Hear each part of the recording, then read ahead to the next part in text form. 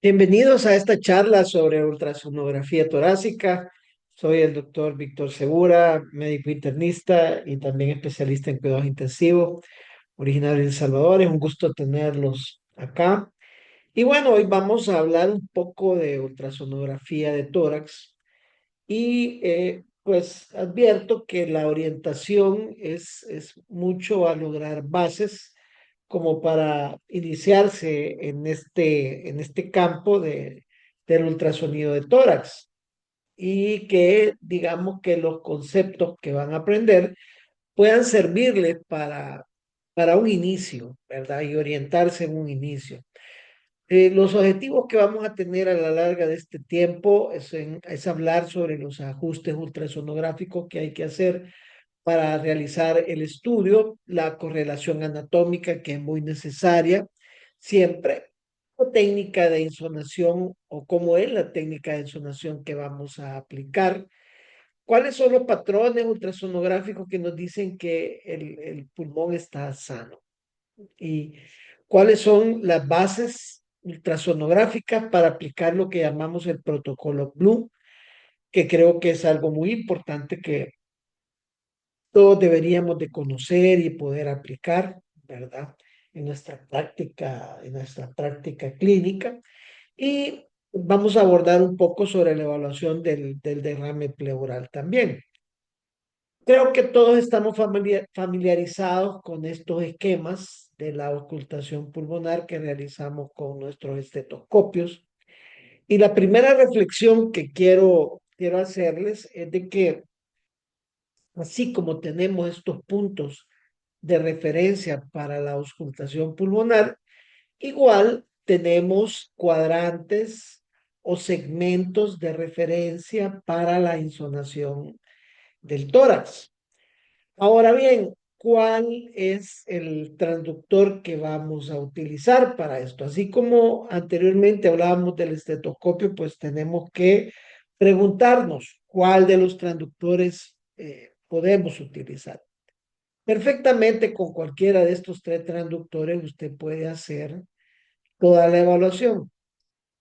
Yo recomendaría de que utilizaran el sectorial, porque muchas veces en el futuro ustedes con el sectorial podrán hacer insonación de tórax, insonación cardiovascular, insonación de abdomen, pelvis y podrán realizar incluso Doppler transcranial e insonación cerebral. O sea que es un transductor que será muy útil, por ejemplo, en las unidades de emergencia, en anestesia, cuidados intensivos, ¿verdad? Así que sí recomendaría eso, pero la verdad es que pueden utilizar cualquiera de los transductores, solo que algunos de ellos tendrán cierta fortaleza o debilidades al momento de realizar los exámenes.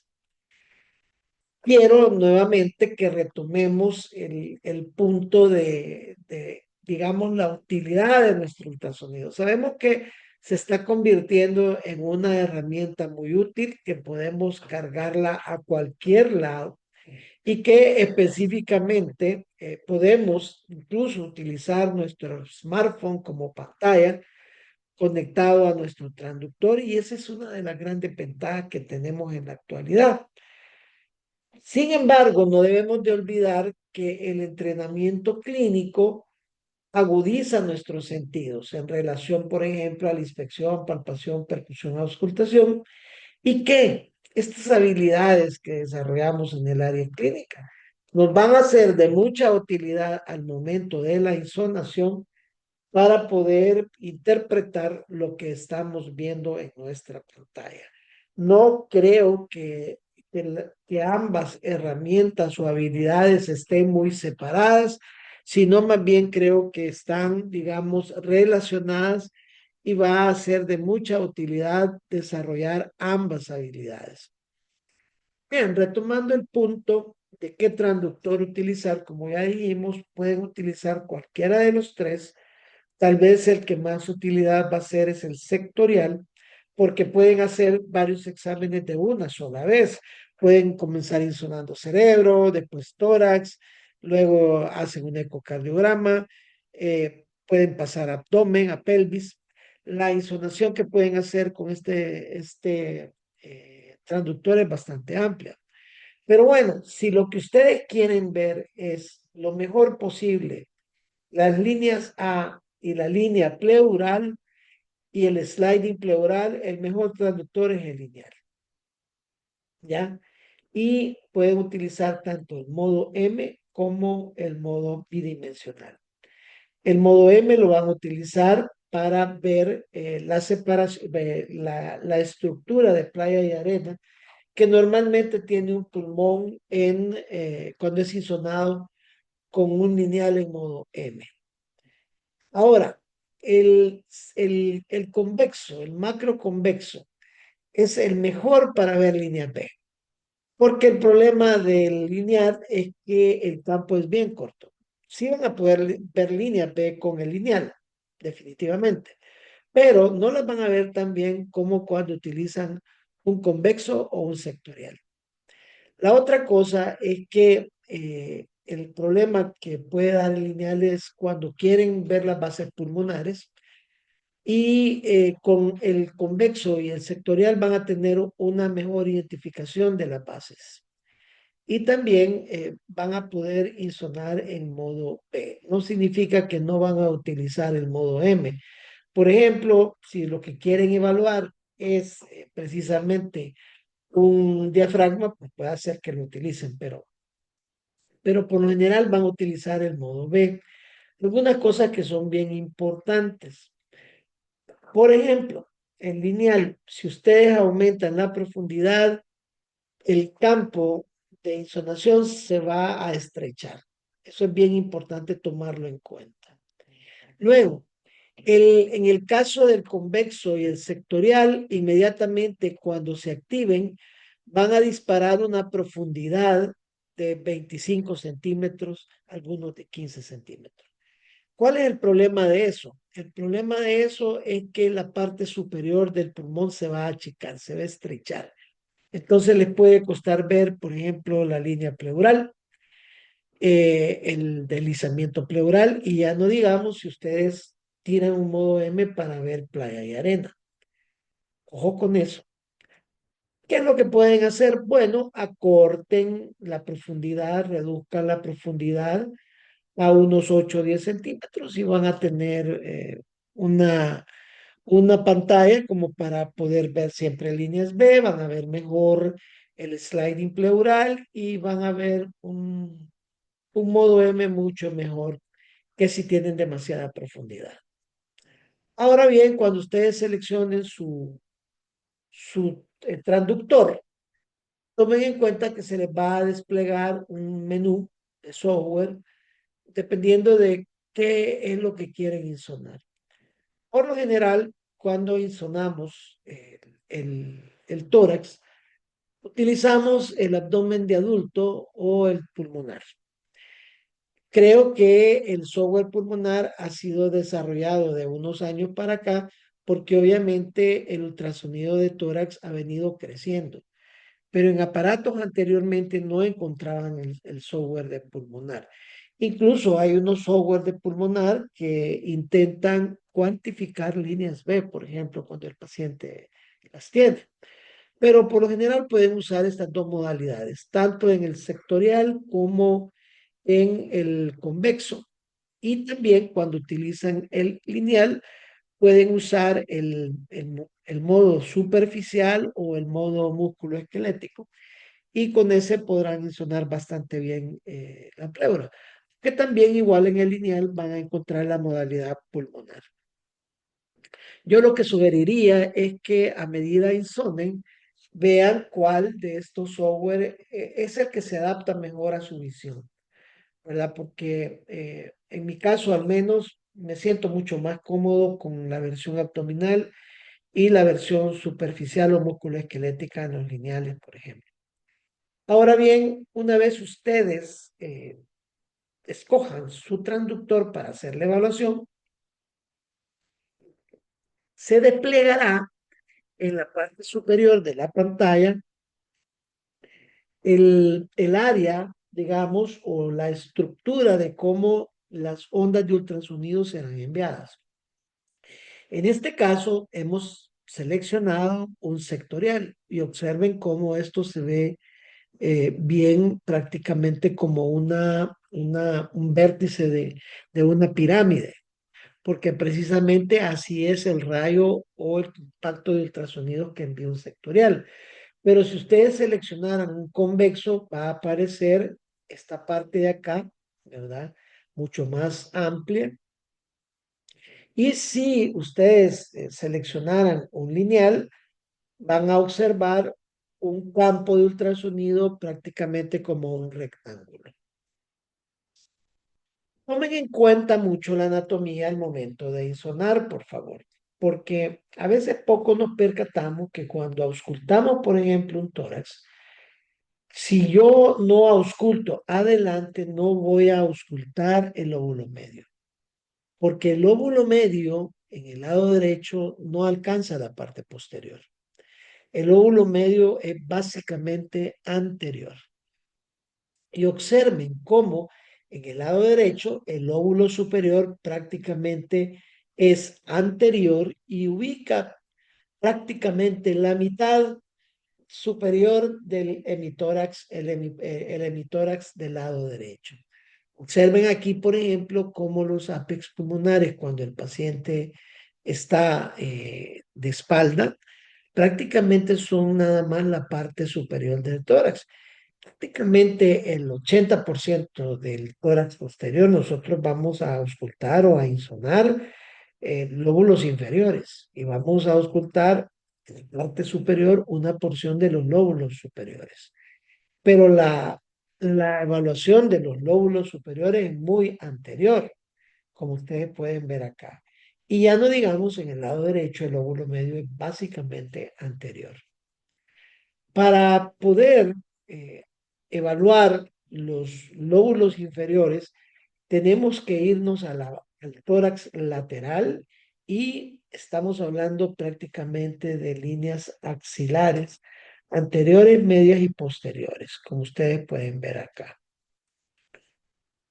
Y es importante nuevamente recordar que si queremos insonar lóbulo medio, tenemos que irnos hacia adelante y no hacia atrás. Hacia atrás, si queremos insonar, por ejemplo, lóbulos inferiores, tenemos que irnos bien atrás, incluso un poco atrás de la línea axilar posterior para poder insonar. Y esto se vuelve un poco incómodo, difícil, porque muchos pacientes a veces en las unidades de emergencia principalmente, o en salas de operaciones o en cuidados intensivos, va a costar movilizarlos por una serie de razones, ¿verdad? A lo mejor tienen tubos conectados, la cirugía, etcétera, y entonces la movilización no va a ser tan fácil. Entonces hay que acostumbrarse a insonar al paciente en decúbito dorsal y tratar de, como ustedes ven acá, angular lo más que podamos el transductor para poder ver bien los, eh, los segmentos inferiores, los lóbulos inferiores, que realmente, como ustedes ven acá, son posteriores. A veces estamos un poco peleados con esta nomenclatura porque igual pasa con los ventrículos. El ventrículo derecho realmente es ventrículo anterior y el izquierdo es más bien ventrículo posterior. Pero obviamente desde que pues, comenzamos en anatomía se nos habla de corazón derecho, corazón izquierdo. Y lo mismo pasa con el pulmón, porque como ustedes ven acá, el lóbulo superior y el lóbulo medio son prácticamente anteriores, de cara anterior. Y como pueden ver en el lado izquierdo, el lóbulo superior es de cara anterior, pero los lóbulos inferiores son más bien de cara posterior. Y para poderlos insonar o auscultar, tenemos que irnos hacia la línea axilar posterior e incluso más allá.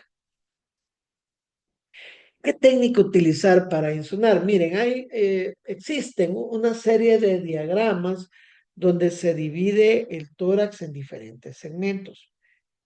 Pero yo sugeriría que para una forma práctica de hacerlo, me gusta mucho la técnica que se recomienda aplicar en el protocolo Blue. Y se habla en esta técnica de los Blue Points, o sea, los puntos Blue. Entonces, ¿cómo se identifican los puntos blue? Pues bueno, el primer punto blue, primero ustedes ponen sus manos en esta posición como ven acá en el slide. Juntan sus dos manos sobre el tórax anterior del paciente y el dedo meñique queda perpendicular a la clavícula del paciente y sus dedos acercándose hacia la línea media del tórax del paciente. Su primer punto de insonación es prácticamente la unión del dedo medio con el dedo anular de su mano izquierda. Y el segundo punto de insonación es la unión de los metatarsianos del dedo medio y el dedo anular de la mano derecha. De esta manera, en el primer punto, donde están insonando cerca de la raíz del dedo, el dedo medio y el dedo anular de su mano izquierda, es el lóbulo superior derecho. Y cuando se van a los metatarsianos del dedo medio y el dedo anular de su mano derecha, ahí están insonando el lóbulo medio. En el caso del lado izquierdo, ustedes están insonando siempre el lóbulo superior. Ahora, ¿cómo ubicar la base pulmonar? Váyanse al apéndice cifoides y luego tracen una línea horizontal hasta llegar a la línea axilar posterior y un poco más allá. En ese punto, si ustedes ponen el transductor, este punto específicamente que une una línea imaginaria desde el apéndice cifoides, siendo esta línea horizontal hasta llegar al tórax posterior y un poco detrás sobre la línea axilar posterior y un poco detrás de la línea axilar posterior, ustedes encontrarán lo que se llama el PLAPS Point. ¿Qué es el PLAPS Point? Pues PLAPS no es nada más que un acrónimo de Posterolateral Alveolar Pleural Syndrome. Eso es básicamente el acrónimo. Entonces, muchas veces escuchará que alguien dice, hay que poner en el punto PLAPS el transductor. Se está refiriendo precisamente a eso. Es un acrónimo que los desarrolladores del protocolo Blue y de los puntos Blue utilizan con bastante frecuencia. Ahora, ¿qué encontramos en el PLAPS Point? El Platts Point no es nada más que el punto donde el hígado y el pulmón y el diafragma se juntan. Ahí es precisamente el punto donde por gravedad, por lo general vamos a encontrar un derrame pleural, un empiema o un hemotórax. En un paciente sano, si ponemos nuestro transductor en el Platts Point, lo que vamos a encontrar es básicamente el hígado, el diafragma y la base pulmonar, que cuando el paciente inspira, este pulmón pasa como cortina sobre la figura del hígado. Ojo que cuando ponen su transductor en esta posición, el puntero tiene que quedar cefálico, ¿de acuerdo? Para que cefálico vean pulmón, luego ven diafragma, luego ven hígado. Entonces, es el punto ideal para encontrar derrames pleurales, empiema o hemotórax. Ahora, ¿qué pasa si ustedes comienzan haciendo la insonación con el lineal? Si ustedes conectan el lineal, lo que van a tener en profundidad es inmediatamente entre 3 a 5 centímetros. Y si algo van a tener con el lineal, que es muy superficial, van a ver muy bien la línea pleural y lo que se llaman las líneas A. Las líneas A son unas líneas que se forman por reverberancia de pasar de un medio sólido a un medio lleno de aire, que es el pulmón. Entonces se forman estas líneas de repetición que equivalen a cuando ustedes tiran la piedra en el agua y comienzan a formarse una serie de ondas que estas líneas van a ser, o estas ondas van a ser equidistantes a cada una que le precede y se van a formar después de la línea pleural. Observen acá. Este es un primer signo de un pulmón sano.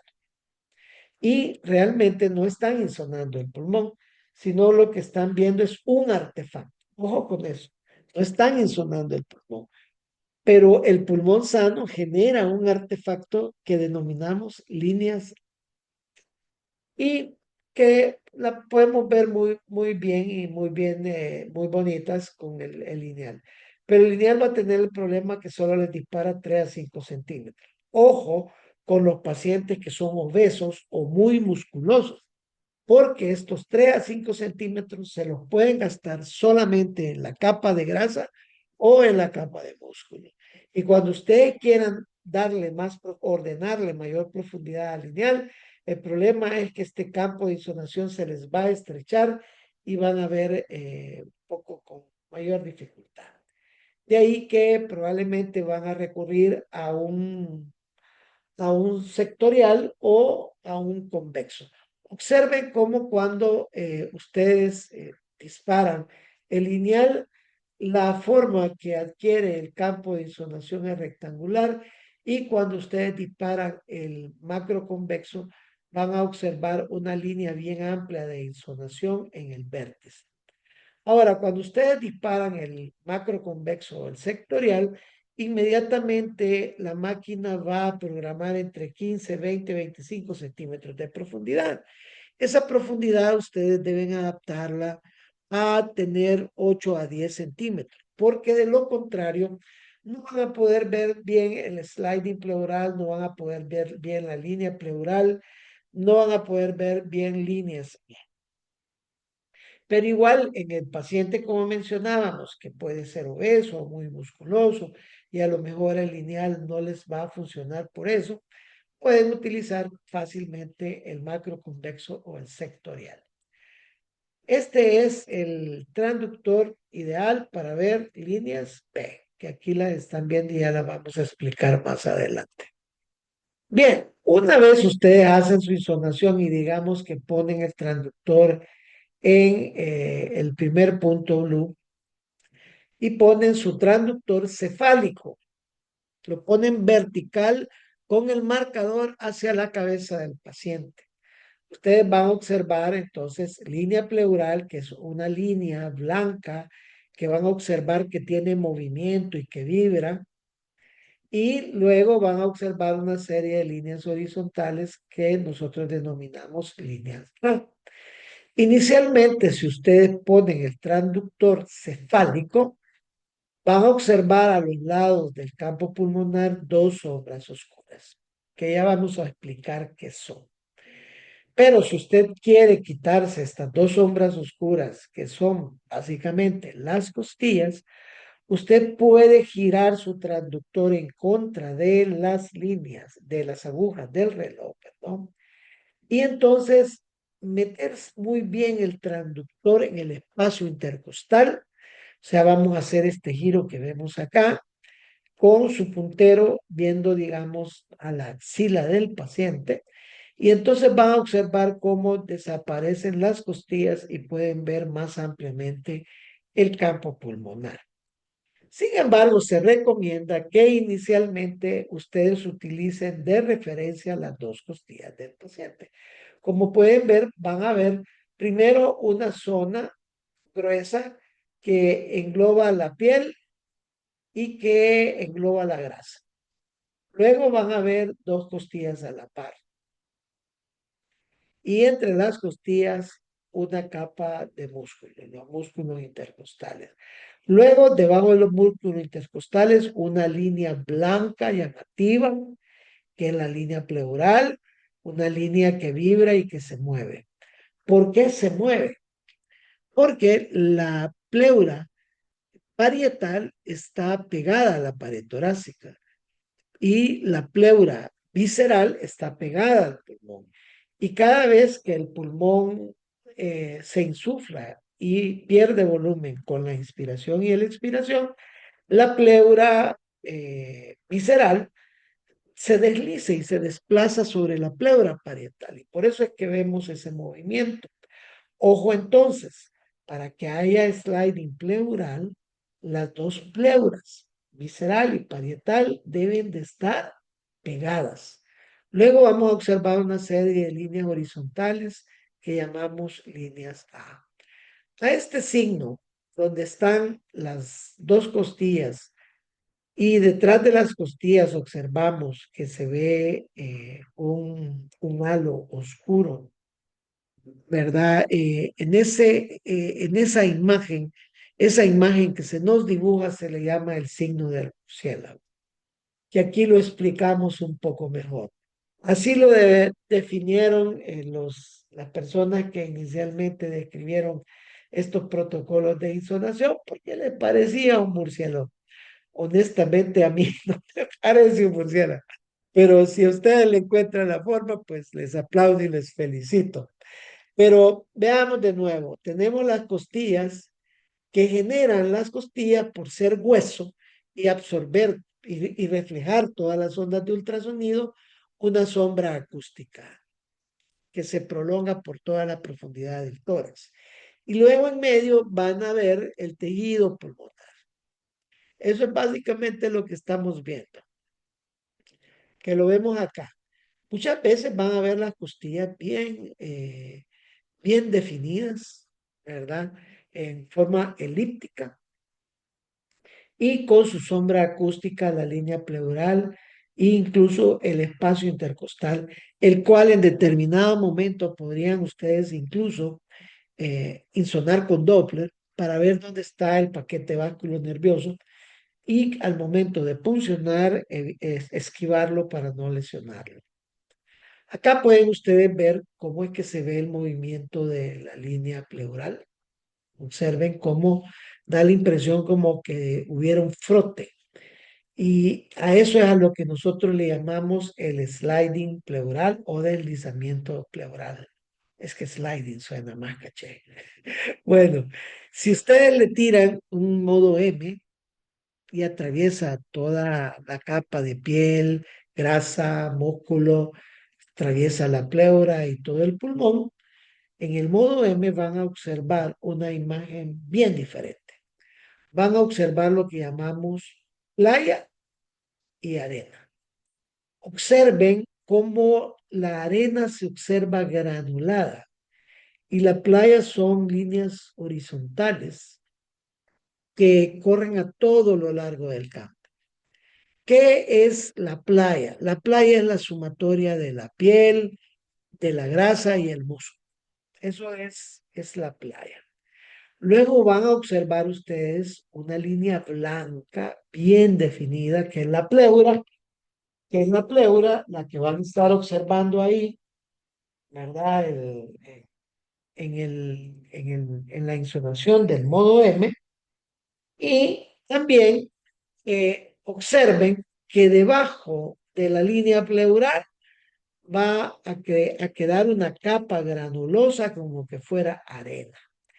Entonces, un pulmón sano va a tener un patrón en modo M de playa y arena. Entonces, una insolación de un pulmón normal nos ofrece un deslizamiento pleural, nos ofrece líneas A y observamos en modo M un patrón de playa y arena. Ahora, ¿qué pasa cuando insonamos y vemos que la línea pleural no se mueve? Como ustedes lo pueden observar acá. La línea pleural. Entonces, una ausencia de deslizamiento de línea pleural pudiera decirnos que el paciente tiene adherencias. Esas dos pleuras están pegadas. Por ejemplo, en una neumonía que ha tomado la pleura, en el caso de fibrosis pulmonar o en el caso de una pleurodiesis que le han hecho a un paciente con cáncer. También pudiera ser que ese pulmón no ventile. ¿Por qué razón? Porque ha habido una ventilación selectiva.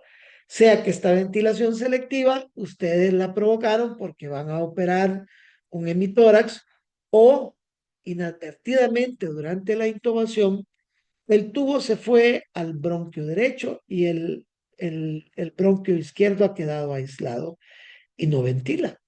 Este es el equivalente a que cuando ustedes auscultan no auscultan murmullo vesicular en el hemitórax izquierdo, pues acá el equivalente es que no van a encontrar sliding pleural en el pulmón del lado izquierdo, pero sí van a encontrar sliding pleural en el pulmón del lado derecho. También pudiera ser que no haya, no encuentren deslizamiento en una atelectasia pasiva o simple y sencillamente el paciente está en apnea y está en paro. También en el uso de altos niveles de PIP, puede ser que la pleura ya no tenga tanto movimiento y también pudiera ser que el deslizamiento pleural se encuentre reducido en el paciente hiperinsuflado, que puede ser un paciente EPOC, por ejemplo, un paciente asmático que está haciendo hiperinflación dinámica, también puede hacer que la pleura no se mueva mucho. Pero principalmente este hallazgo lo relacionamos al famoso neumotórax. Observen acá que en el neumotórax, en este esquema, ustedes ven cómo las dos pleuras se separaron. Y como la pleura visceral se separa por la capa de aire de la pleura parietal, entonces dejan de frotarse una con otra y desaparece el sliding pleural. Acá observen y algo bien importante es que la pleura se separa, pero blese, como ven en este TAC, solo se separa una porción del pulmón y la otra porción del pulmón permanece pegada. ¿Por qué es importante considerar esto? Porque en el caso de que el pulmón esté separado, ustedes dejan de ver playa y arena y comienzan a ver lo que se llama el signo de la estratosfera, le dicen algunos, otros le llaman el signo de barras. Es decir, aparece una imagen como que fuera el signo de barra que tienen todos los productos que se venden en el supermercado. Y en ocasiones, ustedes, si insonan todo el tórax, pueden encontrar lo que se llama el punto pulmón. El punto pulmón es una porción donde ustedes van a encontrar alternándose playa y arena y de repente va a aparecer signo de barras y después les va a aparecer nuevamente playa y arena. ¿Qué significa esto? Como veíamos en ese tórax, hay una porción de pulmón que está separada de las pleuras porque hay aire, pero hay un pedacito donde comienza a despegarse el pulmón de, el pulmón comienza a despegarse y las pleuras visceral y parietal comienzan a despegarse y luego eh, sigue una parte donde el pulmón todavía está pegado a la pared. Entonces, ¿qué sucede ahí? En la parte donde el pulmón está completamente despegado, si ustedes ponen el transductor encontrarán signo de barras. Y en el punto precisamente donde se da la transición, donde el pulmón comienza a pegarse a la pleura parietal, es decir, el neumotórax no ha abarcado esa zona, en el momento que el paciente insufla su pulmón, el pulmón transitoriamente se pega a la pared torácica y entonces las dos pleuras se pegan y transitoriamente generan playa de arena. Pero cuando el paciente expira, nuevamente las pleuras se separan y se genera signo de barra. Espero haberme explicado cómo es que se genera el punto pulmón. Entonces, ¿para qué sirve el punto pulmón? Bueno, si ustedes ponen su transductor acá, y ustedes comienzan a insonar, van a encontrar que en todo este segmento encontrarán signo de barra. Y de repente, ustedes al acercarse a la zona donde ya están pegadas las pleuras, comenzarán primero a encontrar playa y arena alternando con signo de barra, que es el punto pulmón, y luego si siguen insonando, encontrarán ya playa y arena. Esto les sirve a ustedes para cuantificar hasta dónde llega el neumotórax y también pueden darle un seguimiento al neumotórax, porque a lo mejor pueden comenzar con un neumotórax pequeño y a medida pasan las horas ustedes dan control con el ultrasonido y van viendo si este neumotórax progresa. Para eso podría servirles este concepto. Entonces, por lo tanto, el punto pulmón no es nada más el punto donde las pleuras comienzan a separarse por el neumotórax y por lo tanto, cada vez que el paciente insufla su pulmón, las pleuras se pegan y transitoriamente encuentran ustedes playa y arena. Bueno, entonces, nuevamente tenemos como las dos caras de la moneda, las líneas A y las líneas B. Las líneas A son las líneas que aparecen horizontales a la línea pleural, pero las líneas B son verticales. Y aquí observen que pareciera una cortina. Es importante entender que las líneas B pueden irse volviendo cada vez más visibles en el paciente a medida empeora. Observen acá, vamos a ver primero las líneas A, ven la pleura y luego ven línea A. ¿Ok? Ahora vamos a mostrarles las líneas B. Son bien diferentes. Son líneas que parten de la pleura hacia toda la profundidad del campo de ultrasonido. Ahí tienen los dos ejemplos de cuáles son las diferencias. Que son bien ustedes. Ahora, ¿qué significan las líneas B? Si ustedes recordarán en una de las conferencias anteriores donde hablábamos de las bases de ultrasonido, decíamos que cuando el ultrasonido atraviesa una estructura que está llena de líquido, ocurre un reforzamiento posterior. Cuando hay edema pulmonar o hay sangre en el pulmón o hay pus en el pulmón, lo que tenemos son alvéolos llenos de líquido que puede ser un trasudado o exudado. Entonces, estamos viendo una serie de reforzamientos que se generan por la presencia de líquido dentro del pulmón. Es decir, la línea B es por definición un artefacto de ultrasonido. Es un artefacto y que les quede claro. Pero es un artefacto que significa que hay dentro del alvéolo algo que genera reforzamiento. Y eso tiene que ser líquido, puede ser pus o puede ser sangre. ¿Qué es lo que nos dice que es el cuadro clínico? Importante eso.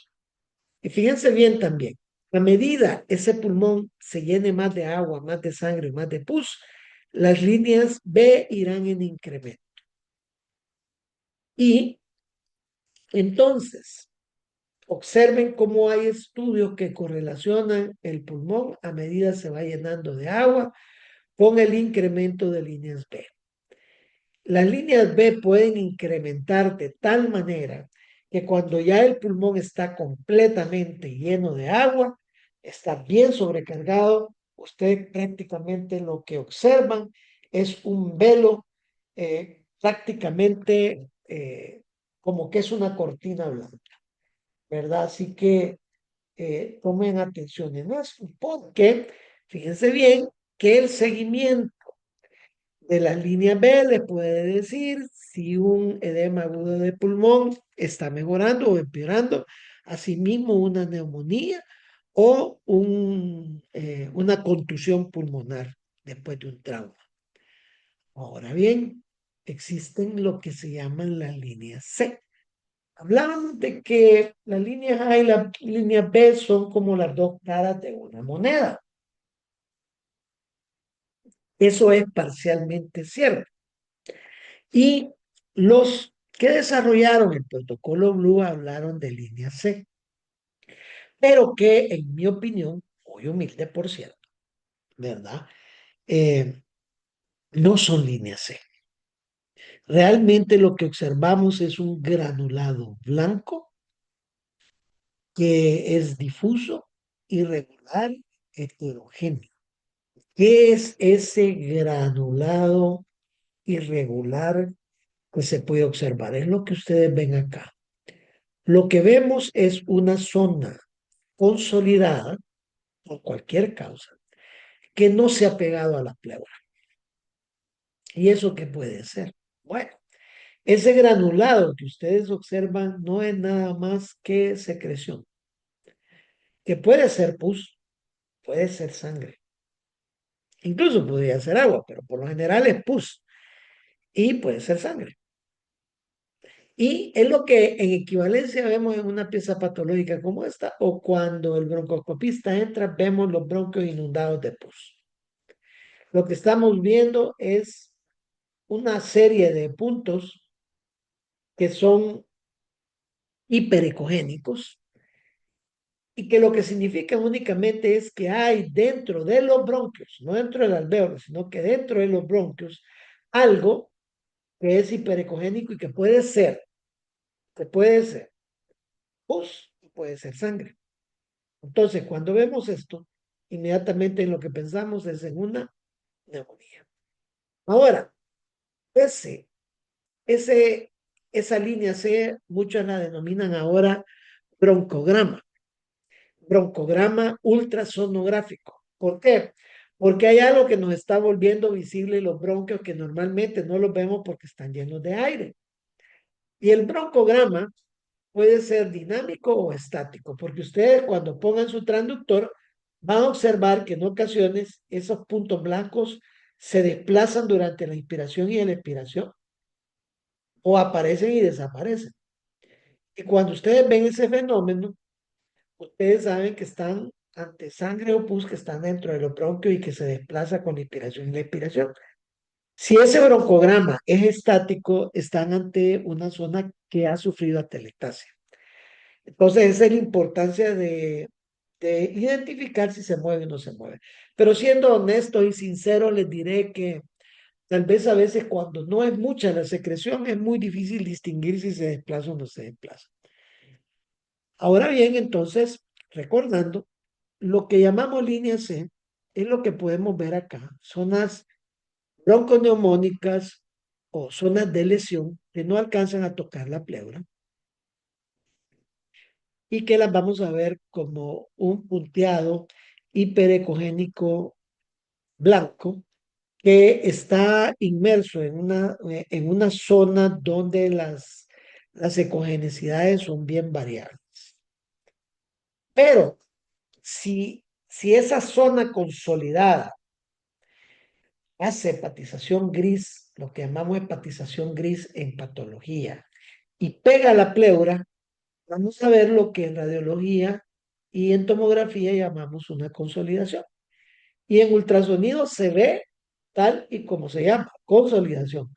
Y vamos a observar prácticamente un pulmón que se parece muchísimo al hígado, que sabemos que no es hígado porque hemos identificado el hígado, el diafragma, y luego vemos todo esto completamente consolidado. En ese caso, esto deja de llamarse línea C, deja de llamarse, otros le llaman signo del tejido, y es una neumonía consolidada, es un tejido propiamente pulmonar consolidado. De ahí la importancia que el ultrasonido les puede ayudar a ustedes a ir monitorizando con alguna frecuencia a su paciente y saber si va mejorando o va empeorando. Y tal vez vale la pena aclarar un poco que estas zonas pueden ser desde una neumonía, una atelectasia, un infarto, tumores o contusión. Y es el cuadro clínico el que nos ayuda a diferenciar por dónde anda este tipo de lesión. Finalmente, ahora ya tenemos los elementos para poder hacer un análisis de lo que es el protocolo Blue. El protocolo Blue es un protocolo que el doctor Liechtenstein del Hospital Ambrosi Paré de Bolonia, Francia, acuñó allá por la década de los 90 y que surge con un primer estudio del 93 donde él comienza a utilizar ultrasonido en pulmón. Y rápidamente les cuento la historia y espero no inventar nada de esto, pero hasta donde yo recuerdo, en una conferencia el profesor Liechtenstein explicó cómo es que había comenzado a utilizar el ultrasonido. Y ahí les va el chambre. El doctor comenzó a llevar a sus pacientes al área al área de radiología y ahí le realizaban ultrasonido. Y él comenzó a notar ciertos aspectos del ultrasonido que le comenzó a llamar la atención en los pacientes con problemas pulmonares. Pero posteriormente, él tenía pacientes que no podía trasladar a radiología. Entonces él se hizo amigo de uno de los encargados de la bodega de rayos X, del servicio de rayos X. Y entonces él en la noche sacaba el aparato de ultrasonido, se lo llevaba a la UCI y ahí sonaba a los pacientes y los regresaba a radiología. No le cuenten a nadie, por favor. Por cierto, lo mismo hizo el doctor Gattinoni con el uso del TAG, el distrés respiratorio agudo, para que vean cómo, digamos, por eso los radiólogos están un poco molestos con nosotros, los intensivistas, los emergenciólogos y los anestesiólogos.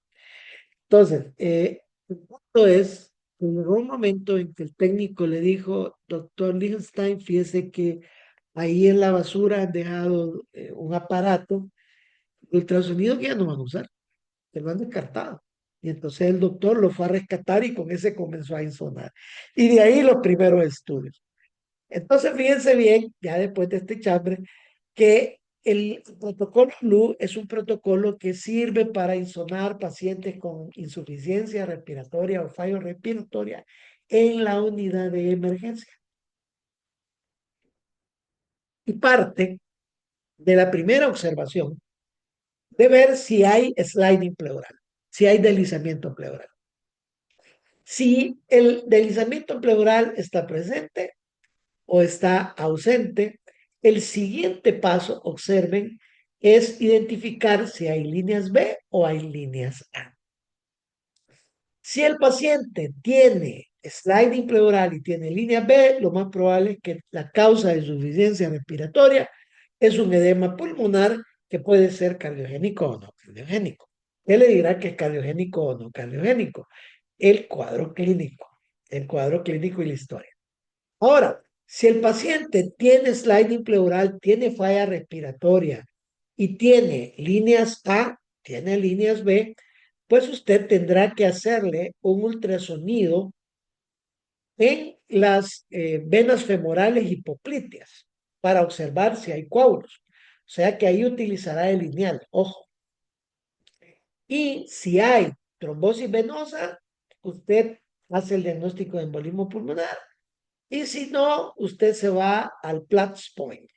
Si en el Platts Point usted encuentra consolidado, el paciente es una neumonía, y si no hay consolidación, usted hace diagnóstico que probablemente sea un EPOC o un respirador. Si el paciente tiene sliding pleural y si el paciente tiene líneas A o B o tiene un patrón de línea C, o ya no digamos que tiene un consolidado, y que eso es solo en un lado, ese paciente tiene una neumonía. Si el paciente no tiene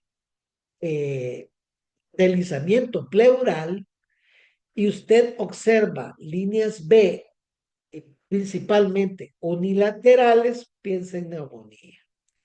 Y si el paciente tiene abolido el sliding pleural y tiene líneas A, pero no hay sliding, y usted encuentra un loop point, usted va a hacer diagnóstico de neumotórax. Y si tiene abolido el sliding y tiene un patrón de líneas A, pues bueno, probablemente va a recurrir a otras modalidades diagnósticas. Ojo que este esquema tiene una exactitud que anda por el 88-90%, o sea que en el 88-90% de los casos ustedes acertan el diagnóstico. Y bueno, entramos finalmente, para no cansarlos, en el derrame pleural. El derrame pleural, que lo podemos diagnosticar clínicamente por ausencia del murmullo vesicular, por un TAC o por una radiografía de tórax, como vemos acá. En ultrasonido lo que vamos a encontrar es una zona completamente anecoica, o sea, negra, oscura. ¿Y qué es lo que vemos acá? Porque para el derrame pleural vamos a tener que irnos al Platts Point, o sea que vamos a irnos bien posteriores con nuestro transductor. Y vamos a insonar tratando de que nuestro haz de ultrasonido se dirija hacia la columna o hacia la silueta cardíaca o hacia la parte de la espalda.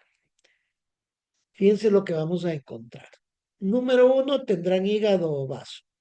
Sobre el hígado o vaso van a encontrar una línea hiperecogénica convexa, que es el diafragma. Arriba del diafragma o a los lados van a encontrar unas áreas que son prácticamente anecoicas, no dan ultrasonido porque son líquidas, como que estuvieran sonando, por ejemplo, líquido biliar. Pero en este caso lo que están sonando es líquido de derrame. Luego van a observar esta figura que muchos le llaman el signo de la medusa. Aunque a mí realmente me parece más bien una aleta de pescado.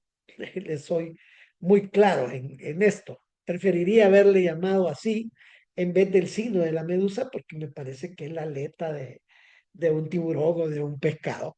Pero eso es lo que van a observar y van a ver en el movimiento, van a ver cómo coletea. Y esa no es nada más que la base pulmonar que está comprimida por el derrame. Ahora los derrames se pueden medir.